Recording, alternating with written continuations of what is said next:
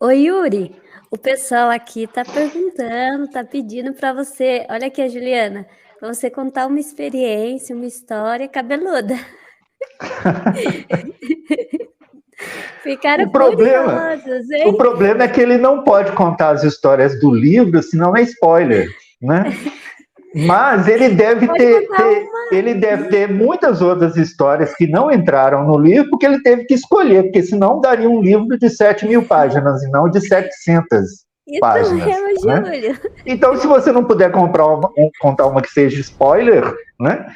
Porque, segundo Deus, esse é o único pecado imperdoável, é contar spoiler, né?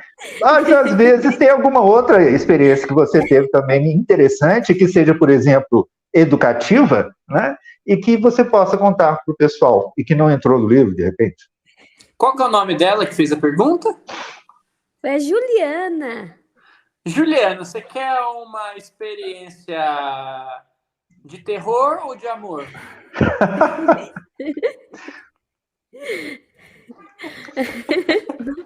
Tem bastante, não, Yuri?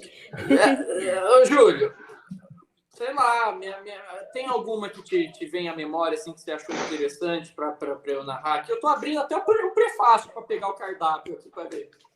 Ah, não, tem coisa demais da conta. O Yuri, por exemplo, pra você ter uma ideia, ele já quis levar um famoso ícone do universo das artes, ele quis levar o espírito, que é um representante icônico do universo das artes, quis levar ele para a sessão de desobsessão, porque ele começou a desconfiar que era um obsessor. Quando você lê quem é lá, você vai ficar de cara. E o cara pinta através do Yuri. É uma das coisas que as pessoas vão descobrir, é que o Yuri, entre outras faculdades parapsíquicas, ele tem também a de psicopictografia, né? Tem outras figuras interessantes que pinta através dele lá. Outros encontros dele lá de figuras icônicas e tal. Eu fico realmente sem querer contar, eu vou deixar ao seu critério, porque eu fico pensando, ah, não, gente, o cara lê por si mesmo isso aqui vai ser tão bacana quando ele chegar naquele trecho lá e ver, tum! Eu vou contar, então, um pouco, vou resumir essa história cabeluda da pintura, só que eu não vou citar nomes, eu vou deixar os nomes para quem lê o livro. Isso. Melhor.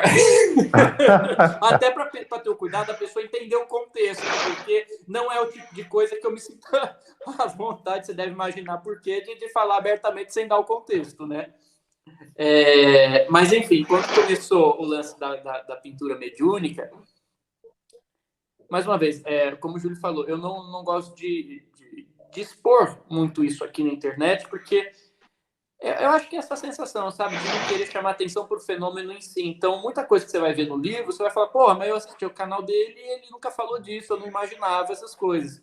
Então, dá uma olhadinha lá no livro. Mas quando começou esse trabalho da pintura mediúnica, teve um espírito que se apresentou à frente, um espírito conhecido, que se apresentou à frente do trabalho para me orientar. E como ele era um espírito conhecido, logo de início eu já descartei, achando que se tratava de uma mistificação, de uma fascinação da minha parte, algum espírito que estava se passando por aquele espírito para querer me enganar. E aí eu comecei a me afastar do trabalho, falei para a equipe, falei para a equipe encarnada do centro, falei, olha, está acontecendo isso, eu não acho saudável, eu quero até me afastar disso, né? E o espírito continuava se manifestando nas reuniões e eu falei, olha, isso aqui é uma coisa séria, a mediunidade para mim é uma coisa séria, se você é realmente você, tá, sabe? Eu não estou aqui para brincar. Se você é você, me prova que você é você, só que eu quero que você me prove através de outros médiums que nem sejam desse lugar. Sabe? Me prova que é você, porque você está exigindo uma coisa minha que precisa de uma seriedade da minha parte. Então eu também vou cobrar uma seriedade da sua. Porque se você não me trouxer isso, me desculpe, eu vou me retirar desse trabalho, porque está dando abertura para uma influência que eu, no mínimo do meu bom senso, eu não posso aceitar.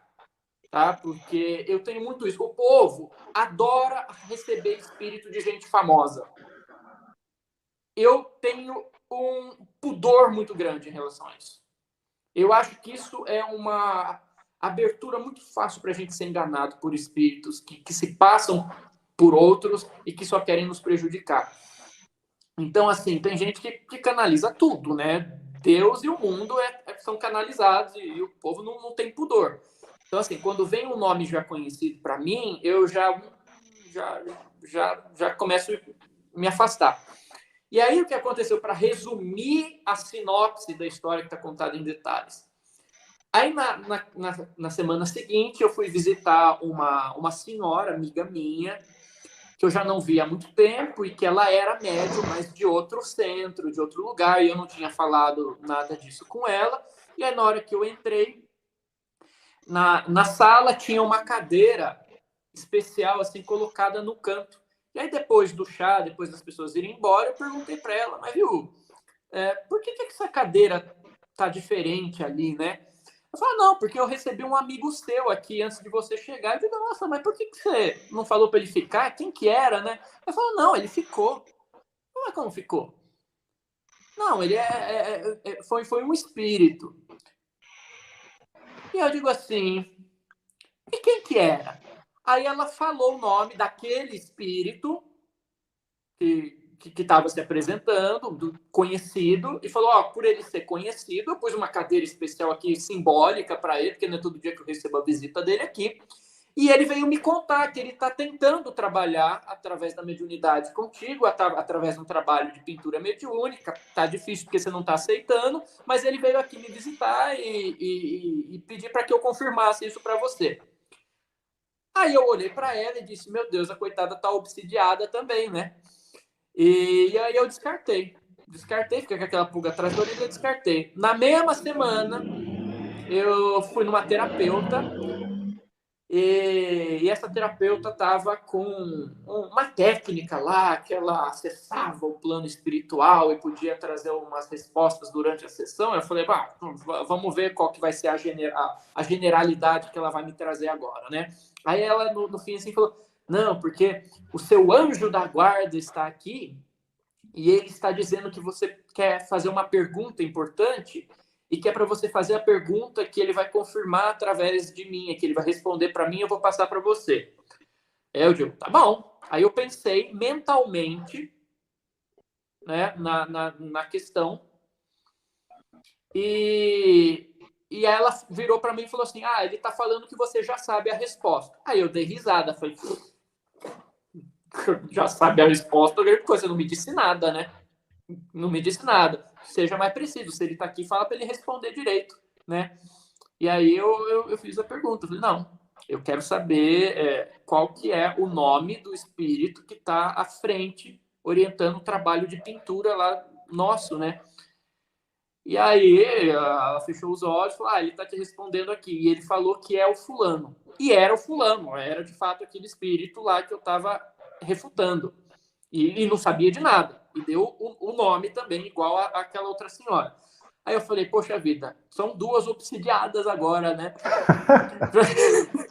Para você ver, tem gente que aceita essas coisas com muita facilidade. Eu não aceito.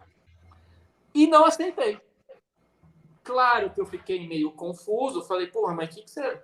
Né? Passaram-se alguns poucos dias e aí o meu celular toca. E é um número do Rio de Janeiro. Eu falo, caramba, do Rio de Janeiro? Mas que diacho é esse? Aí eu atendo. Quem estava do outro lado era um dos maiores médiums de pintura mediúnica do Brasil, conhecidos. E ele virou uma hora para mim, do nada. Ele me ligou do nada. Me ligou do nada. E falou assim, olha, o espírito fulano de tal, e deu o nome daquele espírito, ele está tentando conduzir o trabalho de pintura mediúnica através de você, mas você não está deixando, e é para você confiar que é ele mesmo. Né? E tanto a primeira senhora quanto esse outro médium ainda mencionaram, falaram, eles estão perto de você, porque você já teve uma proximidade com esse grupo numa encarnação passada, patati patatá, e agora vocês precisam desenvolver ou podem desenvolver esse trabalho na matéria e tal. E aí foi o terceiro médium. desliguei o telefone, eu fiquei, puta merda, né? Será que é mesmo, né? E é o que eu brinco, eu falo, ó, eu só vou saber se é de verdade quando eu desencarnar. Mas até lá eu também não posso ser muito turrão, né? Porque eu pedi. Eu pedi que fosse objetivo, que viesse através de outros médiuns que nem sabiam o que estava acontecendo, porque eu não falava isso para ninguém. E a partir desse momento eu aceitei começar o trabalho, então, com esses nomes mais conhecidos. Mas foi assim. Por isso que, assim, esse livro eu só quis trazer experiências que elas são objetivas. Ou seja, que elas passam por um crivo de questionamento e que elas são aprovadas após esse crivo de questionamento. Eu não aceito nada muito fácil. Então, as histórias que tem aqui, e tem bastante história nesse sentido, trazem esse mesmo padrão. Tem como você confirmar, tem como você ter indícios de que aquilo é verdade, porque se é só uma inspiração, um arrepio, para mim não vale. Então, eu quis reunir tudo isso aqui nesse tijolo de experiências que, para as pessoas que estão buscando consolidar a fé delas, verem objetivamente que essas coisas existem. Elas, de fato, existem. Não são apenas coisas genéricas, aquela coisa. Não. É contundente, é visceral, é real. Agora, nem tudo que também, não é porque é real que tudo é saudável, por isso que eu trago os questionamentos. Mas é nesse nível que eu busco trazer para os meus leitores.